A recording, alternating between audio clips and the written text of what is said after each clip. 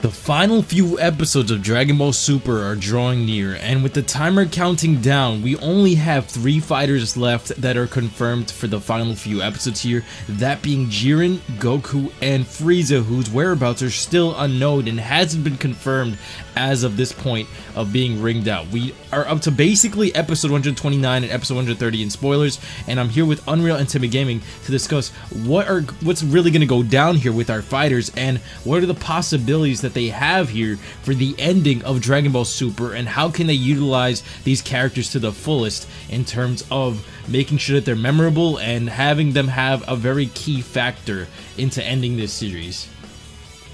I think that as we go into the spoilers, what's most interesting is knowing the fact that everything is becoming so unpredictable, kind of in a good way, because it's like you don't really want to know too much as to what's going on, but at the same time it's like you have so many questions as to what's going to happen with Frieza, what's going to happen with Jiren, what's going to happen with so and so, characters. We don't really know.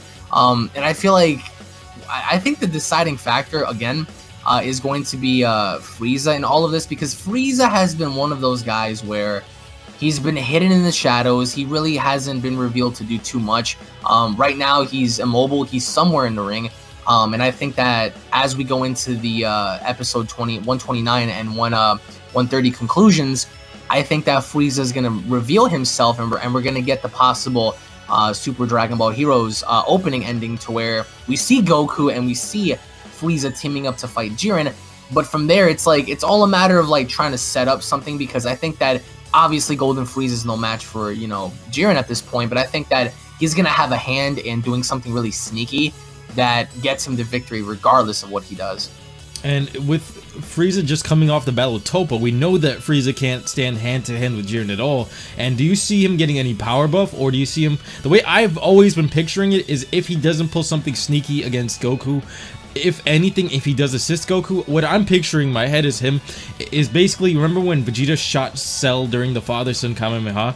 That's mainly what I would see if he's really going to assist Goku at all. Other than that, he would have to do something incredibly sneaky and wait out the battle, and then probably ring one of them out at the very end. Or if anything, just survive because maybe the two of them ringed each other out. But I mean, but what do you think are the chances of Goku and Jiren ringing each other out while Frieza's in the ring? I mean, are they even going to acknowledge him? At this point, it seems as though he's gone under the radar.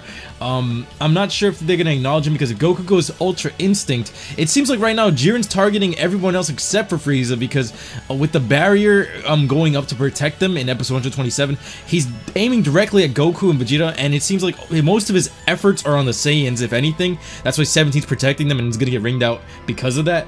But if Goku's gonna go Ultra Instinct, I think all attention's gonna be on Goku again, because he's the X factor right now in Jiren's eyes. He doesn't really view Frieza as a threat because of especially the beating Toppo put down on him. Jiren probably sees him as like a cockroach in the ring or something like that. So I wouldn't say he'd focus on Frieza at all. But that would probably be the main reason for his downfall. If anything, if they don't utilize it, that'll probably be probably the most underwhelming thing in this tournament. Honestly, there was some things in this tournament that they could have done a lot better, but if they don't utilize Frieza at all, or in a very devastating way at the end here, that will probably be the most disappointing thing ever in this tournament for me. What are your thoughts on Vegeta, though? I mean, even though we spoke about it on my video, I want to get your full thoughts as to how you felt about Vegeta this whole time.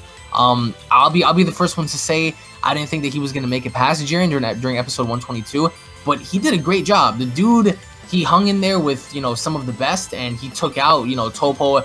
He's fighting Jiren and whatnot, so it's a good thing. It's a very interesting way on seeing Vegeta grow. But how did you personally feel about him? Do you feel like fighting Jiren and losing is a bit of a letdown, or do you believe that they're preserving him just for this moment? How do you feel about him as a whole, in your opinion? Honestly, I felt like he got a decent highlight reel for the Tournament of Power, and a lot of character development, especially with the flashback with Kaba and stuff like that against Toppo. Toppo had a lot of iconic moments that were executed right for Vegeta, but weren't executed right for Toppo in that regard, if you know what I mean, because he was a rushed character towards the end there. He could have gotten a lot more. Frieza has a higher body count than he does in terms of eliminating Universe 7 warriors, so that's why I would have a rant against that. But Vegeta, in terms of his character, he got his highlight reel. We all all knew that he was going to be second fiddle again. That's what a lot of people speculate since the very beginning.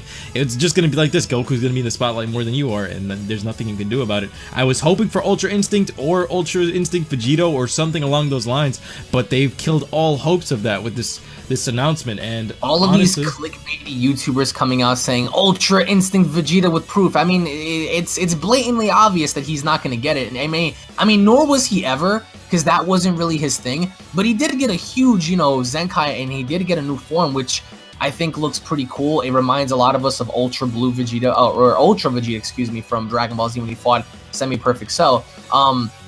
I just think that as a fan, it's sad to see the way things are being rushed, because I don't know how you feel, but I just feel like everything is being rushed so quickly. And I think that if this was given more time, they would have obviously have done more and would have given us more as fans. But I just think also in a way it kind of sucks, because we'll never really know as to what the end result is going to be from this fight, because with the episode ending in 131, I just feel like they're just gonna rush it. They're gonna give us like a watered down ending, and that's all she wrote. I mean, how do you feel about the ending though? Because even though Goku and Jiren are the last ones in the ring, it's not entirely confirmed if they're literally gonna be the only ones in the ring with Frieza being there. So what's your take on that?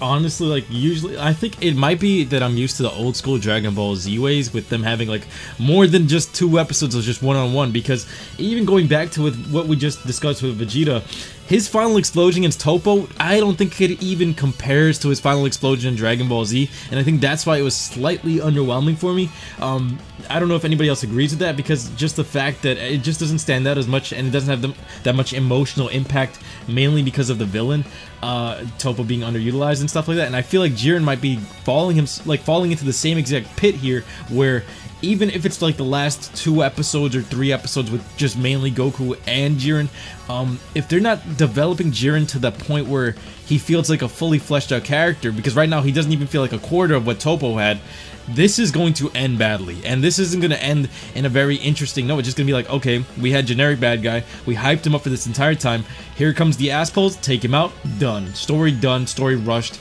And it's not going to have that much of an impact in terms of like what Frieza as a character did for the entire franchise. I feel like this was just the hyped up big and baddie. He had a very simplistic design for like most of the villains ever in Dragon Ball Z or in Dragon Ball Super, and it's just gonna be rushed and pushed out the window. So I'm not sure. They're just gonna keep a simple character, simple design, and here's power buff, take him out, bye bye. What about your take on like 17 with his barrier being broken, and just seeing him go in there and protecting both Goku and Vegeta, because he knew that as he was fighting Jiren, he needed to do whatever it is he needed to do to survive, and he's doing just that. But the thing is, it's like we don't really know as to, because 17 only took so much damage against Toppo, but now that he's squaring up against, Jiren, it's blatantly obvious that he can't continue. So what's your take on 17 before we wrap this up? Because he's definitely MVP, I think, alongside Vegeta probably. But the thing with Ultra Instinct Goku still has me stumped, because I'm sitting there and I'm wondering to myself, okay, well, how are they going to have Goku master Ultra Instinct so quickly?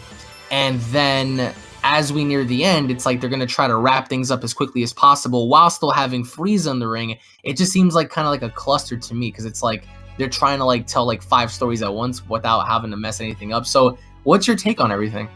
My take on this is that with Android 17 sacrificing himself, he probably declares himself as the MVP in our heads, because honestly, he's done so much for the team, and we've seen him come so far into the tournament. Especially, did anyone predict him being in the Final Four for Universe 7? I don't think so. I don't think anybody saw that coming, but his role was substantial, and I think it's satisfactory for him especially. I didn't see Vegeta leaving the ring before Frieza did though, but with that being said, Android 17 didn't really hold a candle too much against Toppo, and Frieza's gonna outlast both of them. So this gives a lot of depth as to what Frieza may or may not do in this arena, because with Vegeta held up his own as well, and they both like grew as characters, both 17 and Vegeta. But Frieza, on the other hand, what's going to happen with him, and how are they going to utilize this in a way where it's going to like hold a place in our memories? Is he going to be a bad guy that turns good, or is he going to turn his back on everyone in these last moments, and we're going to just see something really hellish go down? He's just going to take over the Wish and or even like switch up the whole game for us. We don't know what's gonna happen here, but the fact that he's outlasting 17 and Vegeta, it says a lot. So we're definitely gonna be touching up a lot more even after Super ends. So make sure you guys are subscribed to Super Saiyan Paul's channel, because we're gonna be more or less dissecting a lot of things in the foreseeable future. I mean, I have some plans, you have some plans. We're not gonna get, you know, too far into what we want to do or what we're gonna do, but needless to say, I mean, we do have plans. So I just think that, like you said, with the way this is wrapping up, I'm getting that future Trunks vibe where everything's like smashed together. It's like, all right, well, here you go, enjoy. And I'm not too sure how I feel about that, but in the end, I just think that whatever it is that happens with Jiren, Goku, Frieza, I think that depending on the way they end this, if Super does come back, or if they make a return with another series, you know, keeping it the same concept as Dragon Ball, I think that this is not the last we've seen of Jiren. But if it is, then damn, what a run we've had. But I wouldn't want it to end like this. But if there's no other means of doing it, then, you know, I guess we're gonna have to accept it for now. Honestly, I don't want this to be the end of Jiren, because we've got more screen time of Ribrianne than Jiren. Honestly, we got way more screen time of Ribrianne than we did Jiren. In a sense, Jiren, well, not really. Actually, you know what? Scratch that. We had more Ribrianne time than we did Hit, Kaba, Kale, Khalifa, Kefla, Ultimate Gohan, everybody. Let that sink in for a second. Let that sink in, guys. Anyway, thank you guys so much for watching. Thank you, Alex, for having yourself featured on this channel. Smash that like button, guys. Turn on notifications and subscribe. We'll be seeing you guys next time. Take care. Peace. Peace.